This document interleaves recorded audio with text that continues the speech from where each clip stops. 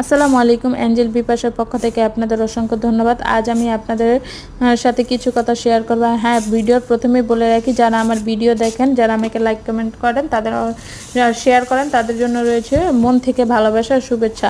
আর আশা করি যারা আমাকে লাইক কমেন্ট করবে তাদের আমি সাথে সাথে লাইক কমেন্ট আর ফলো দিয়ে একটা শেয়ার দিয়ে যাব। তো বেশি কথা না বলে চলেন আপনাদের সাথে ভিডিওটা শুরু করি। দেখতেই পাচ্ছ আজ আমি খিচুড়ি রান্না করবো আর সাথে হাঁসের মাংস। তো চালটা প্রথমে আমি ভালো করে ধুয়ে মুছে ভালো করে ধুয়ে পানি ঝরিয়ে 3 থেকে 4 বার ধুয়ে এখন আমি এটাকে বসিয়ে দেব। বসিয়ে দেওয়ার পরে অপর দিকে যে ফ্রিজে রাখা যে গোস্তগুলো ছিল হাঁসের মাংস, তো ওইগুলা এখন আমি ভালো করে ধুয়ে নিলাম।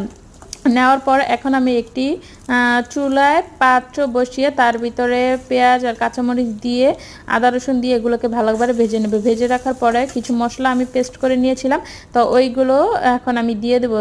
তো দিয়ে দেওয়ার পর এখন এগুলোকে আমি ভালোভাবে নেড়ে চেড়ে তার ভিতরে হলুদ গুঁড়ো, মরিচের গুঁড়ো, ধনিয়ার গুঁড়ো দিয়ে লবণ, পর্যাপ্ত পরিমাণ লবণ দিয়ে এখন এটাকে আমি ভালো করে কষিয়ে নিব।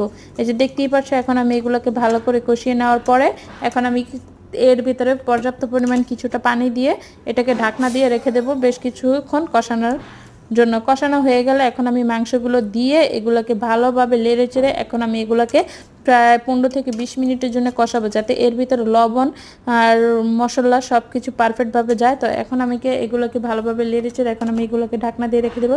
ঢাকনা দিয়ে রাখার পরে অপর দিকে আমি খিচুড়ি কাছে গেলাম। তো দেখতেই পাচ্ছি এদিকে আমার খিচুড়িটা বলক এসে পড়েছে। তার ভিতরে আমি দারচিনি, এলাচি, তেজপাতা, আদা, কাঁচামরিচ, রসুন, পেঁয়াজ এগুলো দিয়ে হলুদ, মরিচ, ধনিয়া এই সব কিছু দিয়ে এখন আমি এগুলোকে ভালোভাবে নেড়ে চেড়ে এখন আমি এগুলোকে রান্না করতে দেব। তো রান্না করতে করতে তো তোমাদের সাথে চলা কিছু কথা শেয়ার করি।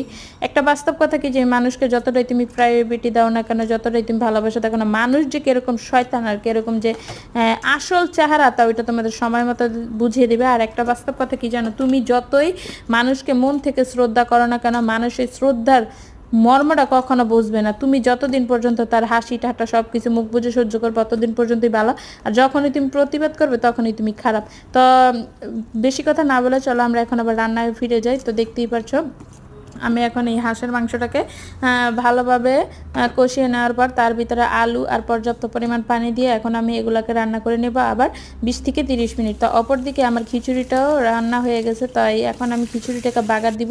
তো দেখতেই পাচ্ছ বেশ কিছুটা তেল দিয়ে তার ভিতরে রসুন আর পেঁয়াজগুলোকে ভালো করে ধুয়ে এখন আমি খিচুড়ির মধ্যে দিয়ে এখন আমি নেড়ে চেড়ে এটাকে রান্না করে নিলাম। এই যে দেখতে পাচ্ছি আমার খিচুড়ি শেষ। এর ভিতরে আমি বসে বসে একটু কাজও করে নিলাম ঘরে। তো এর ভিতরে আমার মাংসটাও হয়ে গেছে, তো আমি জিরা গুঁড়ো দিয়ে